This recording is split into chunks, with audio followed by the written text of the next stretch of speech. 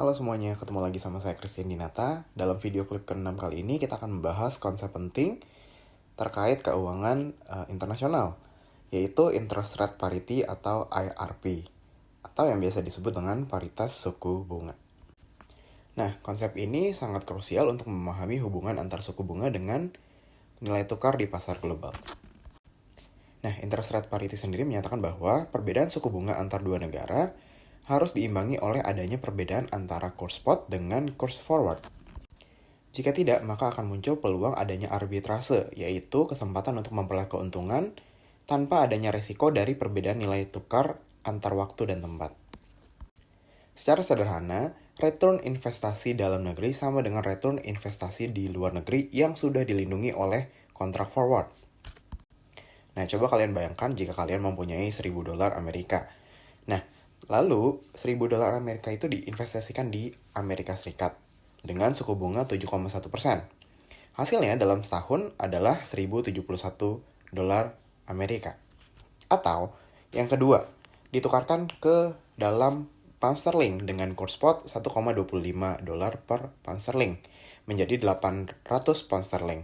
Lalu diinvestasikan di Inggris dengan suku bunga 11,56%. Hasilnya setelah setahun adalah 892,48 pound sterling. Kemudian ditukarkan kembali ke dolar Amerika dengan kurs forward $1,2 per pound sterling.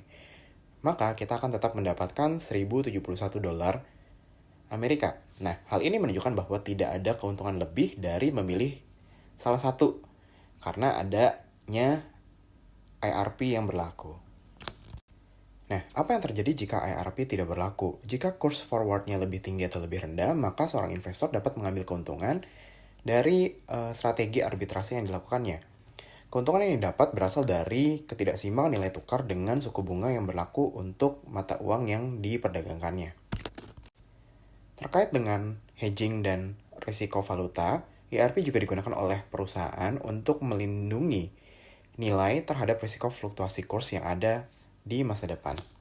Misalnya jika kita adalah seorang importir yang berasal dari Amerika Serikat dan kita harus membayar sebesar 100 juta pound sterling untuk tahun depan, di mana kita bisa menggunakan forward contract sebesar $1,2 per pound sterling untuk mengunci total pembayaran menjadi 120 juta pound sterling yang akan kita bayarkan di masa depan.